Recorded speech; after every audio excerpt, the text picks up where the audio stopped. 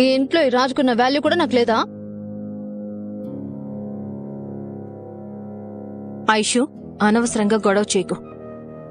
ఎవరికి ఉండే విలువ వాళ్ళకుంటుంది. మరి నేను డబ్బులు అడిగితే ఎందుకు ఇవ్వడం లేదు? నేనేం పరాయిదాన్ని కాదు కదా. ఈ ఇంటికి నువ్వెలా వారసురాలువో నేను కూడా అలాగే వారసురాలిని కదా.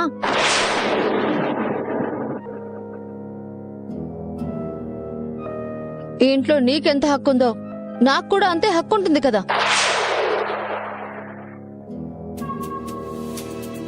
ఏ ఐషు, పిచ్చి పిచ్చిగా వాగుతున్నావేంటి? అంతవరకు వస్తే అసలు నీకు నానమ్మా,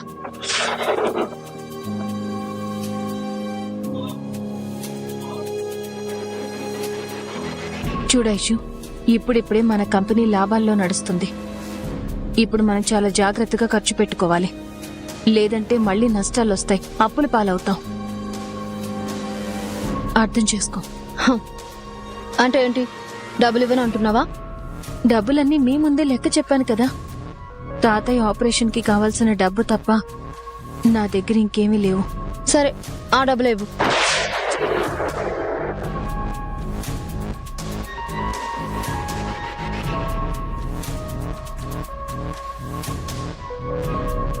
ఆ ముసలోడికి ఆపరేషన్ చేయించాల్సిన అవసరం ఏముంది? ఇప్పుడు ఆయన లేచి పొడిచేదేముంది? చచ్చేంత వరకు ఆ వీల్ చైర్ లోనే ఉంటాడు.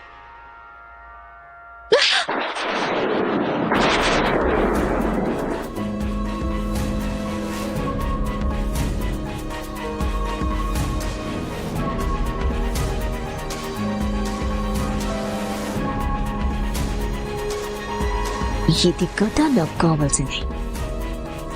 శేషు, అలా కొట్టేసిందేంటి? నిన్ను అడగమని చెప్తే ఆ దెబ్బ నీకే పడుండేది. ఇప్పుడు చెప్పు, అడగమంటావా? నన్నే కొడతావా? కొట్టడం కాదు, చంపేస్తాను.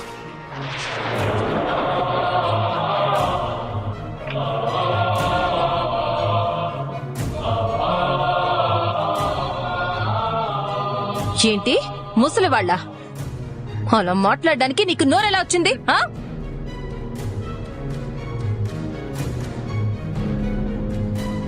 ఈ రోజు నీ కంటికి వాళ్ళలా కనిపిస్తున్నారేమో, కానీ వాళ్ళనేవాళ్లే లేకపోతే అసలు మనం అనేవాళ్ళమే లేము.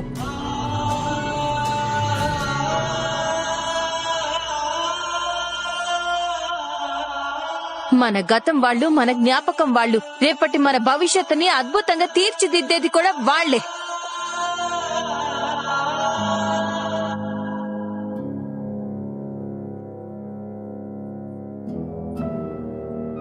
ఇంకొక్కసారి వాళ్ళ గురించి తక్కువ చేసి మాట్లాడితే నేను మాత్రం అస్సలు ఊరుకోను.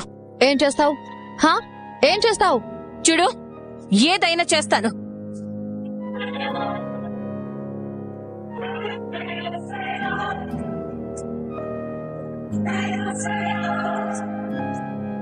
నువ్వు నన్ను ఎన్ని మాటలన్నా పడతాను, కానీ నానమ్మని తాతయ్యని ఒక్క మాట అన్నా గాని నేను సహించను. పెద్దవాళ్ళనే గౌరవం లేకుండా ఇష్టం వచ్చినట్టు నోరు జారితే ఇలాగే ఉంటుంది.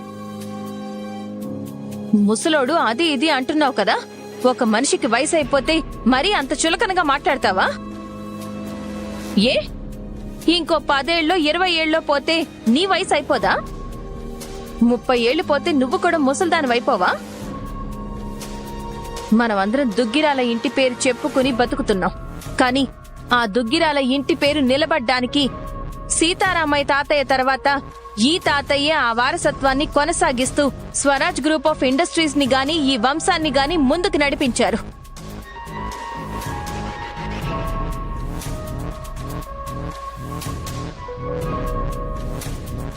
సమాజంలో పేరు ప్రతిష్టలు, ఆ పరువు మర్యాదలు కాపాడుకుంటూ వస్తున్నారు. మనం పుట్టడంతోనే ఈ సొసైటీలో మనకొక గుర్తింపుని, గౌరవాన్ని ఇచ్చారు.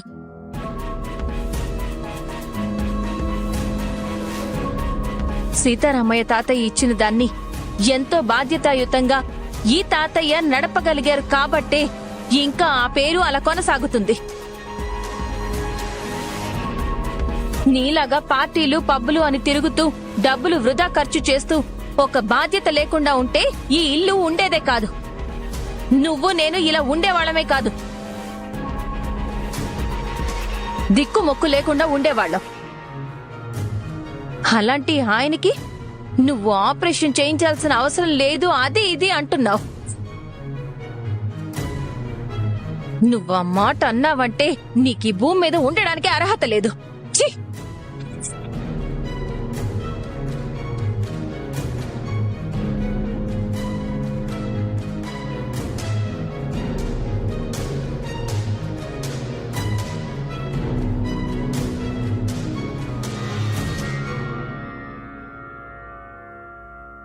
అందుకే నోరు మంచిదైతే ఊరు మంచిదవుతుంది అంటారు. ఒక్కసారి మాట తూలమంటే అది ఎంతటి వరకైనా దారి తీస్తుంది. నరం లేని నాలుక ఎన్నైనా మాటలంటుంది. కాస్త నోరు అదుపులో పెట్టుకుని మాట్లాడితే చాలా బావుంటుంది.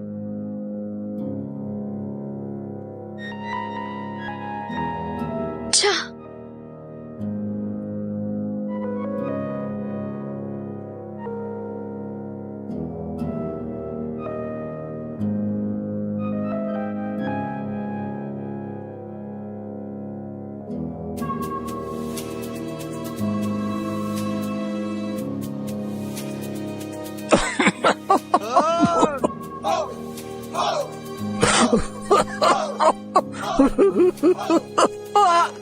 అన్నయ్య ఇక్కడ ఇంత సీరియస్ గా ఉంటే నీ కామెడీగా ఉందా?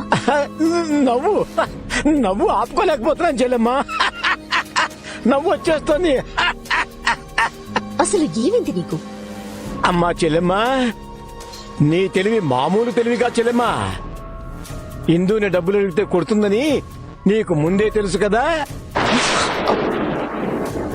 అందుకే కదా నువ్వు అడగలేదు. ఇందు చేతిలో దెబ్బలు తినడం ఎందుకని బామ్మర్దిని కూడా పంపించలేదు. ఇక నా భ్రమరం వయసులో పెద్దదని తను దెబ్బలు తింటే బాగోదని తన్ని పంపించలేదు. కానీ చెల్లెమ్మా, నీ స్కెచ్ తెలియని ఐషుని మాత్రం భలే భలే ఇరికించావు చెల్లెమ్మా. అన్నయ్యో కాసేపు సైలెంట్ గా ఉంటావా? నోటికి ఏది వస్తే అది వాగేస్తూ ఉంటావు.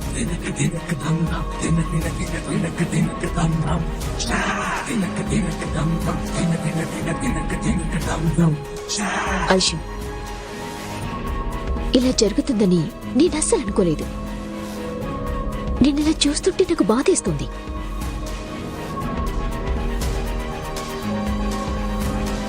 ఒకప్పుడు నేను నిన్ను మహారాణిలా చూసుకున్నాను. అసలు ఈ ఇంట్లో నీ మాటని ఎవరు ఎదిరించే వాళ్ళే కాదు. నువ్వు చిటికేస్తే భయపడే ఇందు ఇప్పుడు నిన్నే కొట్టేసింది. తను కొట్టినందుకు నీకెంత పెయినుందో తెలియదు కానీ నీకన్నా 10 ఎక్కువ నేను అనుభవిస్తున్నాను యశు. అయినా ముసలివాళ్ళని ముసలివాళ్ళనక ఇంకేమంటారు? అంత మాత్రానికే చేయి చేసుకోవాలా? భ్రమరం అందుకాదు, నాకు తెలిసి ఆపరేషన్ అవసరం లేదు అంది కదా, అందుకు కొట్టుంటుందేమో.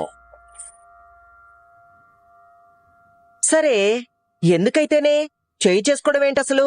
అయితే ఓ పని చేయ భ్రమరం, నువ్వు వెళ్ళి ఇదే మాట ఒకసారి ఇందుని అడుగు పో.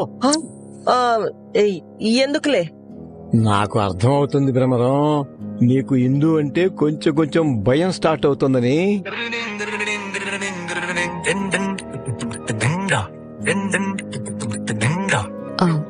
ఐషు, నందు ఇందు మాత్రమే అక్క చెల్లెలా?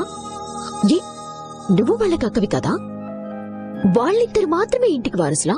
నువ్వు వారసురాలివి కదా? అదేంటి రేఖ అలా అంటావు? ఐషు ఈ ఇంటి వారసురాలే కదా. ఈ ఇంట్లో కాని ఆస్తిలో కాని ఆ నందు ఇందులకి ఎంత హక్కుందో మన ఐషుకు కూడా అంతే హక్కుంది, ఉంటుంది కూడా కదా. హ్మ్. కానీ అది కప్పిపుచ్చుకోవడానికే ఆ ఇందు ఇలాంటి పనులు చేస్తోంది. అందుకే అసలు నీకు ఈ ఆస్తిలో చిల్లి గవ్వ కూడా ఇవ్వద్దు అనే ఉద్దేశంతోనే ఆ ఇందు చాలా తెలివిగా నాటకాలాడుతోంది. నీకు అర్థమవుతుందా ఐషు? అది ఎన్ని నాటకాలైనా ఆడనివ్వు, నేనేం చేయాలో అది చేస్తాను. దాని పొగరు అని చేస్తాను. అలా అని నువ్వు సంతోషపడటం తప్ప నువ్వేం చేయలేవమ్మా. బాబాయ్, నేను ఎలా కనిపిస్తున్నాను? అసలు నేనంటే ఎవరికి లెక్క లేకుండా పోయింది. ఉమ్. ఇప్పుడు నేనేమన్నానమ్మా? అనేటివన్నీ అన్నావు, మళ్ళీ నేనేమన్నాను అంటున్నావేంటి? అబ్బో, ఇందాక నవ్వినందుకు ఐషు తెగ ఫీల్ అయినట్టుంది. ఎందుకైనా మంచిది మనం కాసేపు సైలెంట్ గా ఉంటే మంచిది.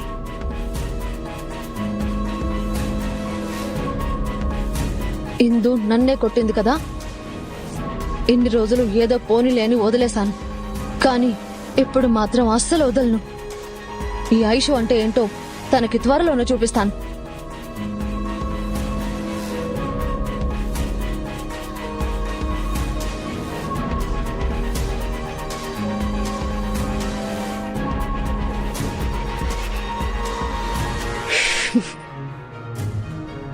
నాకు కావాల్సింది నువ్వు ఇలా రెచ్చిపోవడమే ఐషు.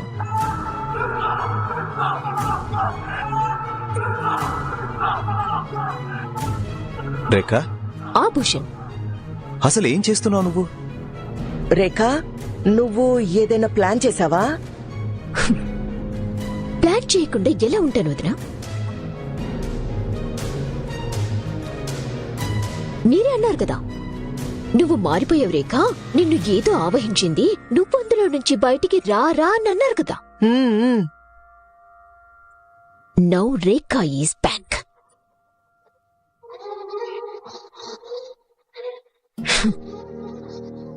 ఇప్పటి వరకు నేను ఏం చేసినా రాజు అడ్డుపడుతున్నాడు కదా. అందుకే నేను తెలివిగా ఇప్పుడు అక్కా చెల్లెళ్ల మధ్య, అదే ఆ ఇందు ఐషుల మధ్య మంట రాజేశాను. అమ్మో, నేనేవో అనుకున్నాను గాని దీని వెనక ఇంత కుట్రుందా? ఇప్పుడు ఐశ్వర్య ఏం చేసినా సరే ఆ రాజు ఏమీ చేయలేడు. సైలెంట్ గా ఉండే క్యారెక్టర్ అల్లుడిది కాదే. అదే అన్నయ్య, ఇందు సైలెంట్ గా ఉండేలా చేస్తుంది. అమ్మో, ఇది కరెక్టే. ఇందు చెప్తే అల్లుడు ఏదైనా వింటాడు. ఇంకా ఇందు తన అక్క మీదున్న ప్రేమతో ఏమీ చేయలేక ఏడుస్తూ కూర్చుంటుంది. నాకు ఎందుకో మరోలా అనిపిస్తోంది చెల్లెమ్మ. శేషు, మూసా. ఇంకా జరగబోయేది మీరే చూస్తారు కదా. నేను ఐషుని అడ్డు పెట్టుకుని ఏం చేస్తానో మీరు చూస్తూ ఉండండి. హా,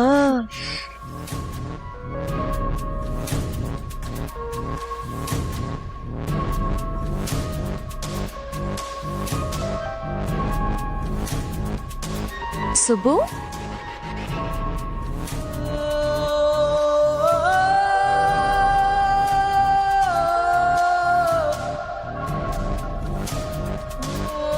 సుబ్బు, ఏమైంది? ఏం లేదమ్మా. మరి ఆ కన్నీళ్ళేంటి? ఇవి కన్నీళ్లు కాదమ్మా, ఆనంద బాష్పాలు.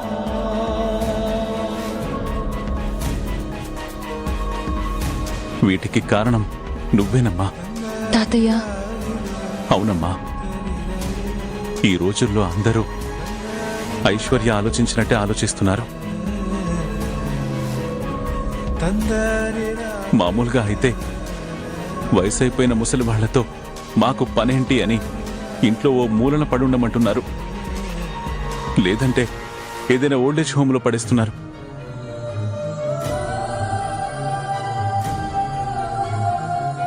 కానీ నువ్వు మాత్రం కాళ్ళు లేని ఈ ముసలి తాతయ్యకు కాళ్ళు రప్పించాలని తాపత్రయపడుతున్నావు.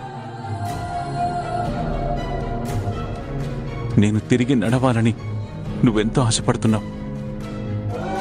అందుకోసం ఎంత ఖర్చు పెట్టడానికైనా సిద్ధంగా ఉన్నావు. నిజం చెప్పాలంటే ఒక తల్లి తన బిడ్డ మీద చూపించే ప్రేమ నువ్వు నా మీద చూపిస్తున్నావమ్మా.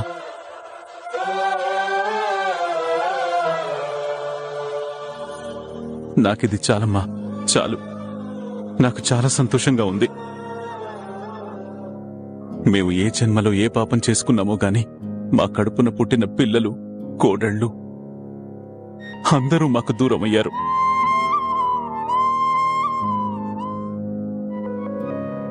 కానీ నీలాంటి మనవరాలు మాకుండడం నిజంగా మా అదృష్టం అమ్మా.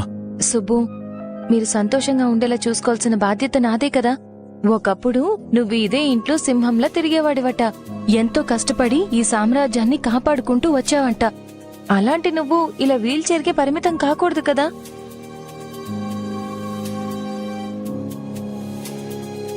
నువ్వింతకు ముందులా మళ్ళీ తిరిగి ఈ ఇంట్లో నడవాలి. అది నేను చూడాలి. నాకు కూడా అలాగే ఉందమ్మా. మనం ఆయన నడవాలి అనుకుంటున్నాం, ఈ ఇంట్లో తిరగాలి అనుకుంటున్నాం. కాని రేఖ ఇదంతా జరగనిస్తుందా?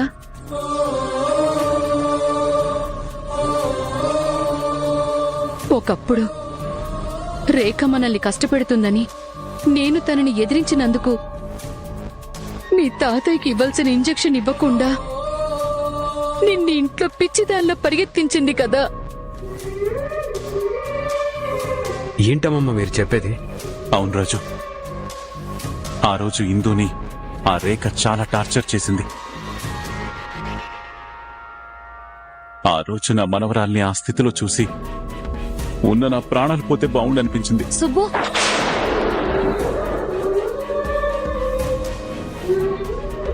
కాని నా మనవరాలు తన ప్రాణాన్ని పణంగా పెట్టి నాకు ప్రాణం పోసింది.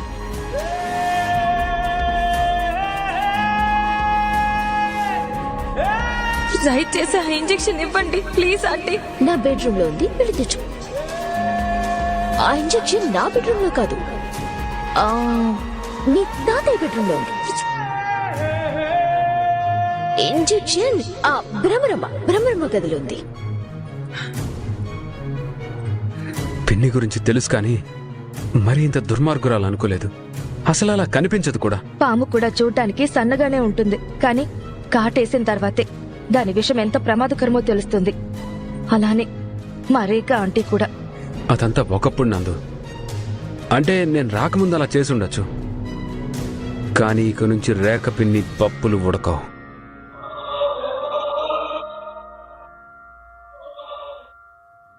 తాతయ్య, రేఖ పిన్ని ఎలాంటిదో నాకు బాగా తెలుసు. మీరేం కంగారు పడకండి, మీకు నేనున్నాను.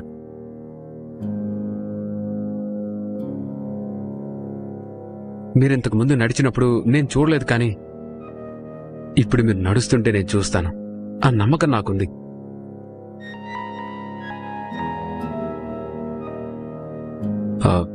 ఇందు, తాతయ్యకి తాగించు.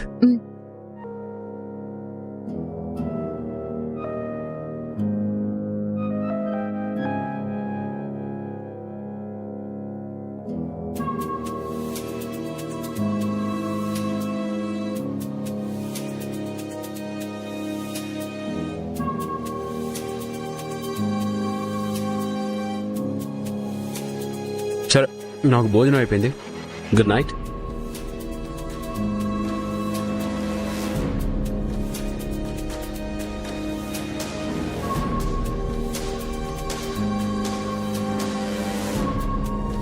అమ్మ ఇందు, నా మనవడి ఇంటి వారసుడన్న విషయం తనకెప్పుడు చెప్పబోతున్నావు? బొమ్మలాటలా జరిగిన మీ పెళ్లిని నిజం ఎప్పుడు చేయబోతున్నావు? దానికింకా సమయం ఉంది నానమ్మ. ముందు తాతయ్యకి ఆపరేషన్ చేయించి నడిచేలా చెయ్యాలి. ఆ తర్వాత ఆల్రెడీ నీకు చెప్పాను కదా, ఐషు అక్క జీవితం నిలబెట్టాలి, నందుని పోలీస్ ఆఫీసర్ని చేయాలి. ఆ తర్వాతే బావకి నిజం చెప్తాను. అది సరేనే, కాని నా మనవడికి నిజం తెలియదు కాబట్టి నువ్వు పరాయిదానివనే కదా అనుకుంటాడు. అవును. అయితే ఒకవేళ ఇప్పుడు తను ఏ అమ్మాయి మీదైనా మనసు పారేసుకుంటే అప్పుడేం చేస్తావు? అలా ఏం జరగదు నానమ్మా. ఎందుకు జరగదమ్మా? ఎప్పుడు ఎవరి మీద ఇష్టం కలుగుతుందో ఎవరికీ తెలీదు. అలాగే రాజుకి కూడా ఎవరి మీదైనా ఇష్టం కలగొచ్చు కదా. ఆ ఇష్టమేదో నా మీదే కలగచ్చు కదా. నీ మీద కలిగితే మాకు సంతోషమే, కాని మరో అమ్మాయి మీద కలిగితే అప్పుడు నీ పరిస్థితేంటి? Friends, welcome back to our channel. మీకు కనుక మన వీడియోస్ నచ్చినట్లయితే ప్లీజ్ లైక్ చేయండి, షేర్ చేయండి, కమెంట్ చేయండి, అలాగే సబ్స్క్రైబ్ చేసుకొని మన ఛానల్కి సపోర్ట్ చేయండి. Thank you for watching.